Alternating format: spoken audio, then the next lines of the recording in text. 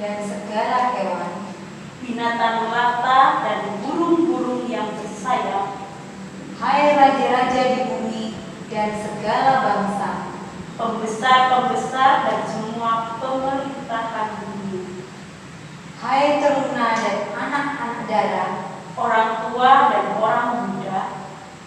biarlah semua memuji-muji Tuhan. Sebab hanya namanya saja yang tinggi luhur, keagungannya mengatasi bumi dan langit. Ia telah meninggikan tanduk umatnya, menjadi puji-pujian bagi semua orang yang dikasihinya, bagi orang Israel, umat yang dekat padanya. Haleluya. Kak Susi, boleh tanya nggak? Kak Susi senang nggak sih baca Alkitab? Oh iya Kak, harus Kak, kita harus tahu dan harus senang untuk membacanya. Nggak boleh bolong-bolong. Oh gitu ya Kak? Iya. Nah, coba kita tanya adik-adik yuk Kak. Nah adik-adik, ayo di rumah siapa yang senang baca Alkitab? Wih banyak. Nah, karena kita mau mendengarkan firman Tuhan, kita nyanyi sama-sama yuk. Senang ku baca Alkitab.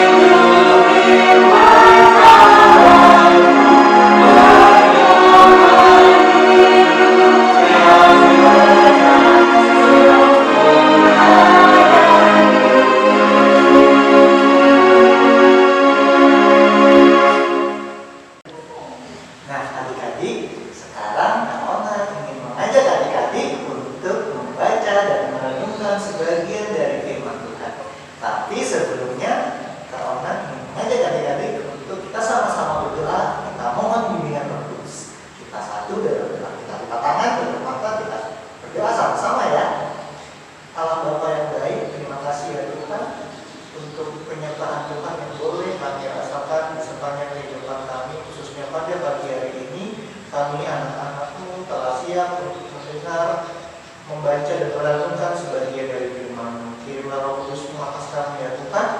Diamkan suara dalam hati dan pikiran kami sehingga hanya nama-Mu dan suara-Mu yang dapat kami dengar. Inilah doa dan ucapan syukur kami yang kami pasrahkan dalam nama anak Tuhan kami Yesus Kristus. Kami sudah berdoa. Amin. Nah adik-adik, kita buka Alkitab kita. Pembacaan Alkitab pada pagi hari ini terambil dari Yesaya 56 ayatnya yang pertama sampai ayatnya yang ke-8. Kawan ulangi ya, Yesaya 56 ayatnya yang pertama sampai ayatnya yang ke-8. Kita baca sama-sama ya adik-adik. Lembaga Alkitab Indonesia memberi judul Keselamatan adalah bagi semua orang. Beginilah firman Tuhan. Taatilah hukum dan tegakkanlah keadilan. Sebab sebentar lagi akan datang keselamatan yang daripadamu dan keadilanmu akan dinyatakan. Berbahagialah orang yang melakukannya dan anak manusia yang dipegang kepadanya, yang memelihara hari Sabat dan tidak menajiskannya, dan yang menahan diri dari setiap perbuatan jahat.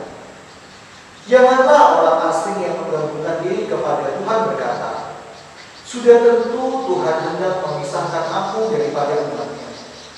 Dan janganlah orang pendiri berkata, sesungguhnya aku ini pohon yang kering. Sebab beginilah firman Tuhan, kepada orang-orang pendiri yang memelihara hari-hari Sabatku dan yang memilih apa yang kuhendaki dan yang berpegang kepada perjanjian, kepada mereka akan kuberikan dalam rumahku dan di lingkungan tembok-tembok kediamanku suatu tanda peringatan dan nama. Itu lebih baik daripada anak-anak lelaki dan perempuan, suatu nama abadi yang tidak akan lenyap. Akan kuberikan kepada mereka, dan orang-orang asing yang menggabungkan diri kepada Tuhan untuk melayani Dia untuk mengasihi nama Tuhan dan untuk menjadi hamba-hambanya. Semuanya yang memelihara hari Sabat dan tidak menajiskannya, dan yang berpegang kepada perjanjian. Mereka akan kubawa ke gunungku yang kudus dan akan kuberi kesukaan di rumah doaku. Aku akan berkenan kepada korban-korban bakaran dan korban-korban sembelihan mereka yang dipersembahkan di atas mezbahku, sebab rumahku akan disebut rumah doa bagi segala bangsa. Demikianlah firman Tuhan Allah yang menghimpun orang-orang Israel yang berdoa. Aku akan menghimpunkan orang kepadanya lagi sebagai tambahan kepada orang-orangnya yang telah terhimpun. Sedemikian jauh pembacaan kita pada pagi hari ini. Berbahagialah Kak Onan dan adik-adik serta kita semua yang melakukan firman dalam kehidupan hari lepas hari.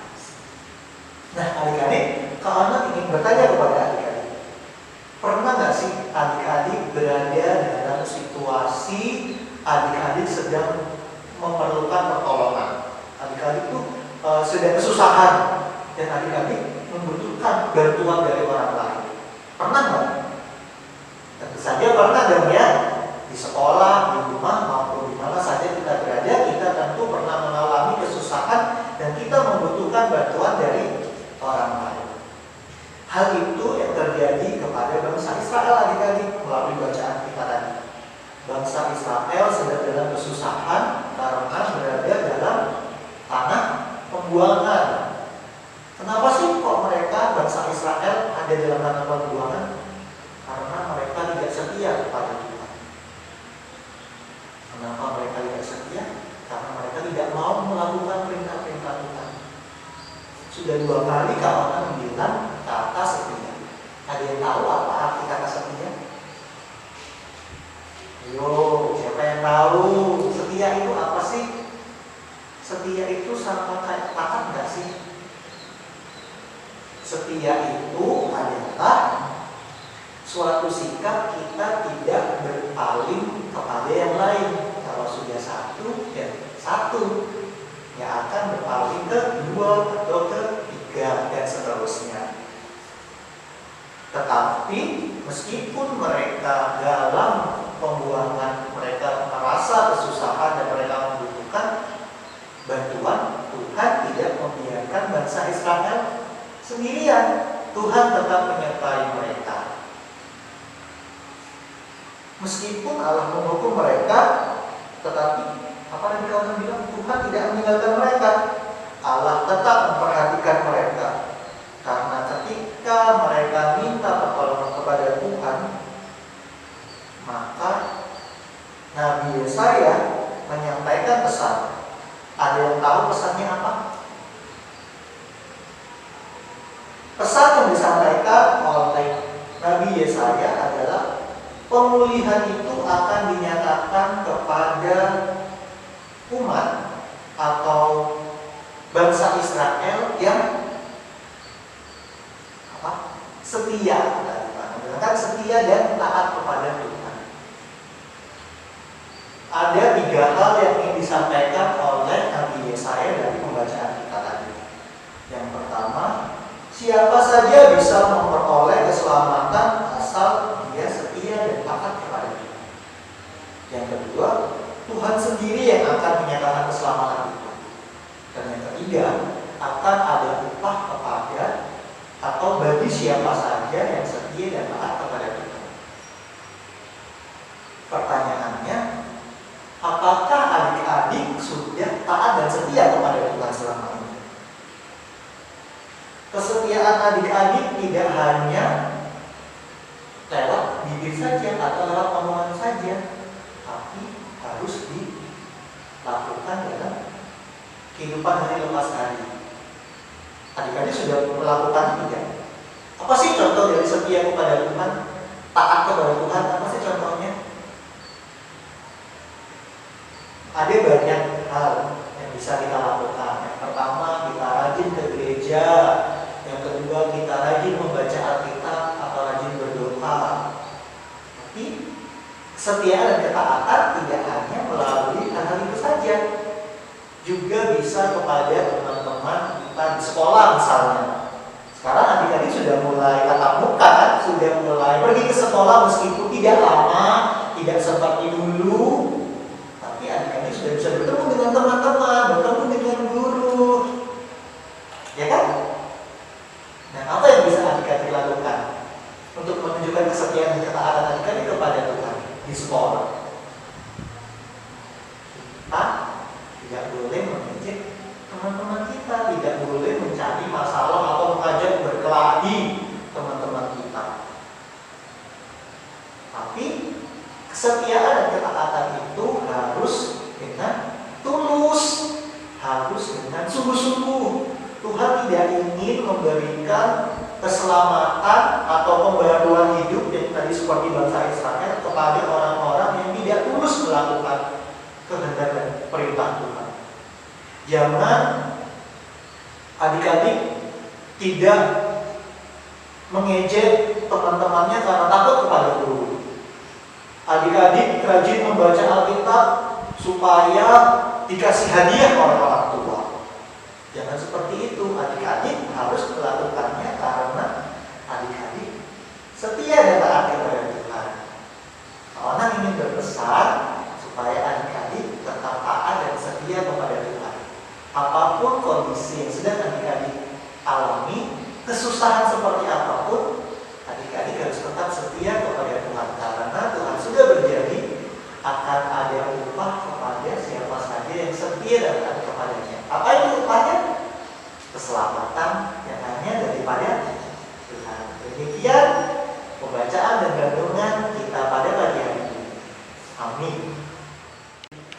Puji Tuhan. Kak, tadi ayo adik-adik, siapa tadi yang membawakan firman Tuhan tadi yang bercerita tadi ya? Kak Onan. Iya. Yuk, Kak Susi mau tanya, tadi Kak Onan cerita tentang apa ya? Tentang taat dan setia, Kak. Kita sudah mendengar ya Kak Onan bercerita, mengingatkan kita untuk taat dan setia. Tapi Kak, jangan hanya di mulut. Ya Kak Fitri harus setia ya, Kak Fitri harus taat ya, tapi juga dilakukan. Contohnya apa? Dalam kehidupan kita sehari-hari di rumah Kak. Iya. Setia dan taat juga untuk belajar. Meskipun kita masih daring ya. Iya. Tapi kita sudah ada waktu untuk tatap muka ya, ketemu teman-teman. Tapi itu tugas dan tanggung jawab kita sebagai murid, anak-anak sekolah, taat dan setia dalam belajar. Sebagai anak di rumah, taat dan setia kepada orang tua. Iya. Siapa yang dengar-dengaran sama orang tua? Anaknya Terus pasti ya. baik ya. Iya. Nah, itulah adik-adik. Pagi ini kita diingatkan untuk selalu taat dan setia, tidak hanya dalam perkataan tapi juga dalam perbuatan. Mari untuk meresponi firman Tuhan tadi, kita pujikan pujian siapa yang berpegang.